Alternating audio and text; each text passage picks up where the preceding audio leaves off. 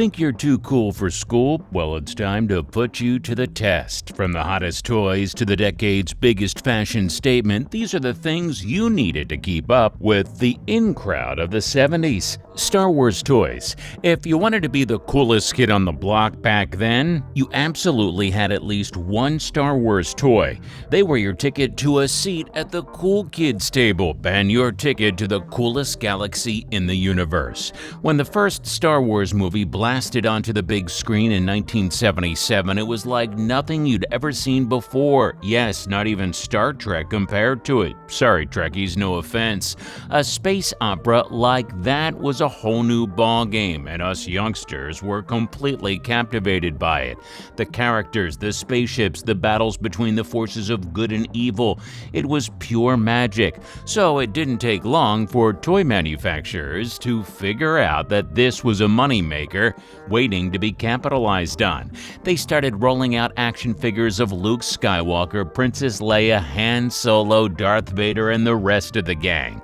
These little plastic figures were our own personal way to continue the adventures of our favorite heroes and villains.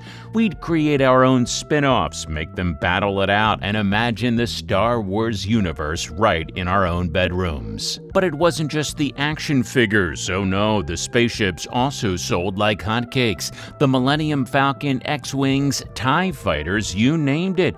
You'd be the talk of the schoolyard if you had one of those bad boys, and most of the time, those little action figures fit perfectly in those vehicles, making it all the more epic. Having Star Wars toys wasn't just about having the latest and greatest stuff, though. It was about being part of a cultural phenomenon. It was a way to bond, to connect over something that felt larger than life. So being a cool kid in the 70s meant having your own personal slice of that galaxy far, far away, right inside your home. Chopper bikes.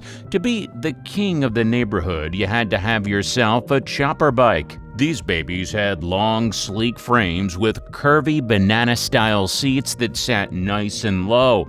The front wheel was small, usually around 16 inches, but the back wheel was big, really big, sometimes 20 inches or more, and it was all about the ape hanger handlebar, tall and wide, just like those handlebars you'd see on a motorcycle.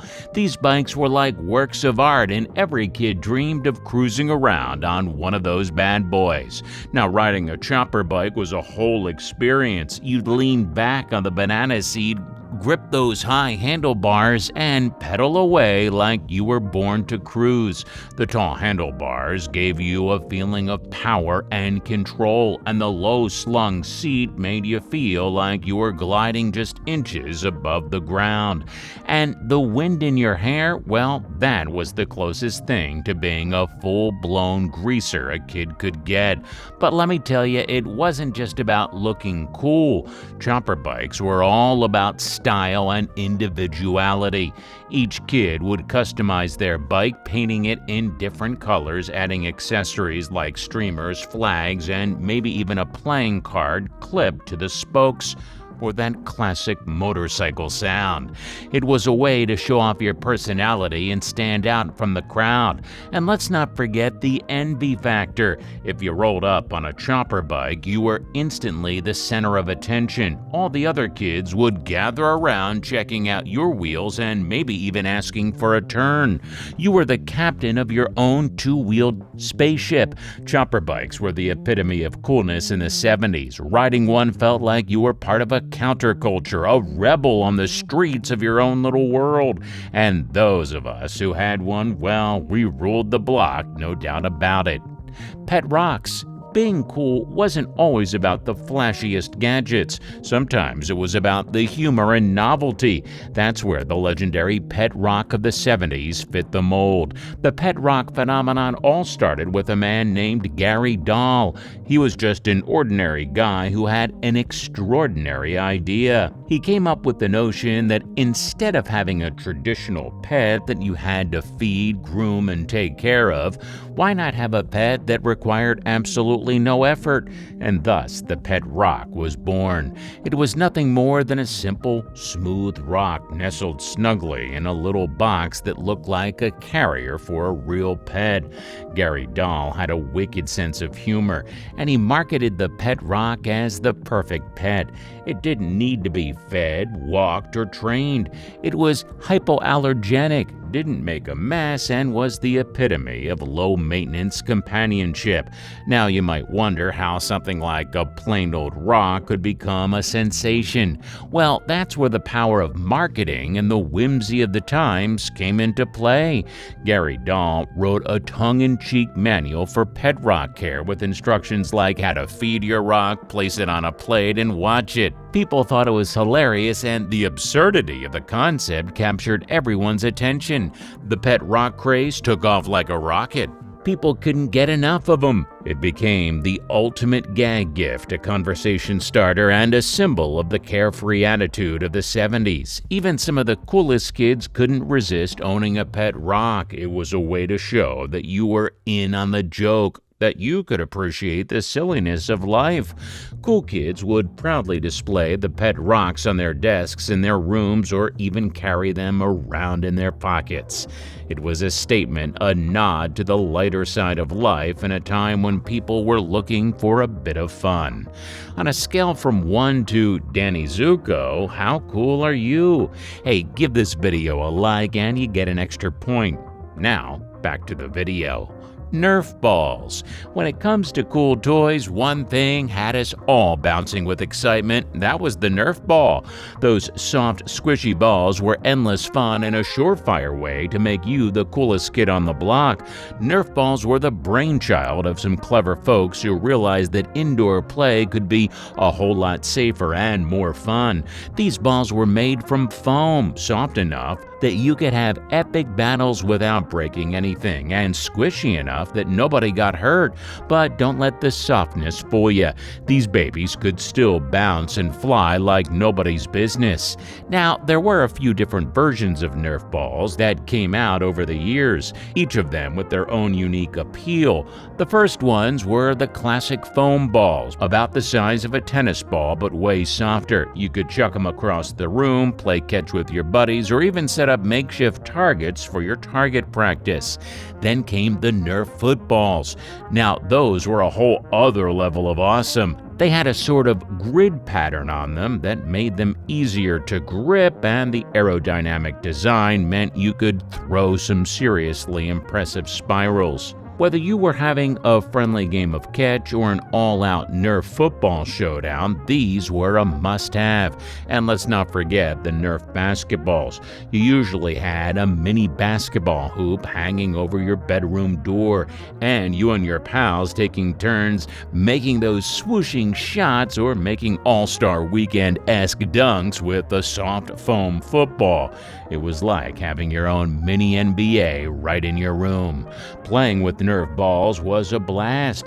Whether you're having impromptu dodgeball battles, organizing mini sports tournaments, or just goofing around, Nerf balls were the ticket to hours of laughter and excitement. Plus, they were a way to show off your skills, have some friendly competition, and let loose in a way that only the 70s could offer.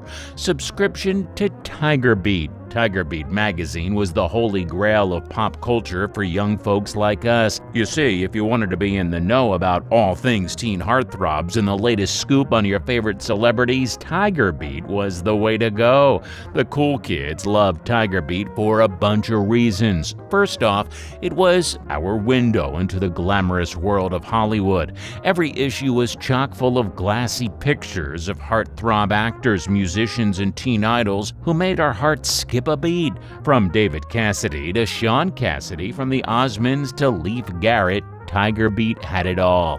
If you had a subscription to Tiger Beat, I'm sure you used to flip through the pages in search of posters of your favorite heartthrobs just waiting to be ripped out and plastered all over your bedroom walls. You added them to your own celebrity crush shrine. No need to be ashamed of it. We all had it too. The cool kids had their walls covered in those posters. It was a rite of passage. You weren't really part of the club until you had a Tiger Beat poster poster collection. But it wasn't just about the eye candy. Tiger Beat was also full of juicy tidbits about the personal lives of these teen idols, who was dating whom, what their favorite foods were, and even tips on how to dress like them.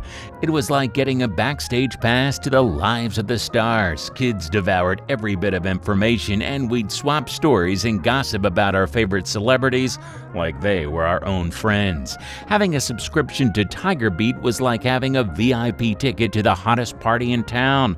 Cool kids had it because it was a way to stay connected to the world of entertainment and popular culture. It was a conversation starter, a way to bond with friends over mutual crushes, and a chance to escape into a world of glitz and glamour. So whether you were daydreaming about your dreamboat actor, belting out the latest hit song, or just flipping through those glossy pages, Tiger Beat was the ultimate cool kid accessory of the 70s. Moon boots. Here's one of the most out-of-this-world fashion crazes of the 70s, moon boots. These boots were like stepping into the future with every stride. And if you were a cool kid back then, you just had to have a pair. Kids used to strap on these funky-looking boots, and they were all puffy and filled with air like something straight out of a sci-fi movie. They had those big, thick soles that made you feel like you were walking on a cushion of air, which I suppose you kinda were. I'll be honest, these moon boots weren't exactly the most practical footwear. They were more about making a statement than conquering mountains. But let me tell you, when you slipped into these bad boys, you felt like an astronaut ready to take on the cosmos. Moon boots took the world by storm. They were everywhere on TV shows and magazines, and of course on the feet of the coolest kids in town. It didn't matter if you were hitting the slopes or just strutting your stuff down the street. Moon boots were a fashion statement that couldn't be ignored. Plus, did you know these funky moon boots actually made their mark as one of the 20th century's most significant design symbols? Both the Louvre and MoMA recognize the cultural impact and design innovation of moon boots, and they added a pair to their collection. It goes to show you just how much an icon these boots were in the 70s.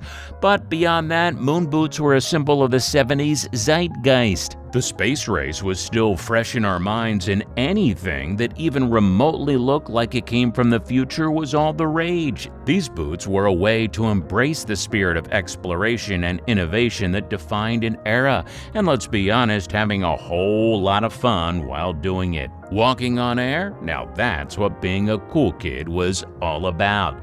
And there you go. So which of these earned you cool points with your friends back then? Share your story in the comments section below. And if you liked the video, please consider subscribing to the channel. Thanks for watching, and we'll see you in the next one.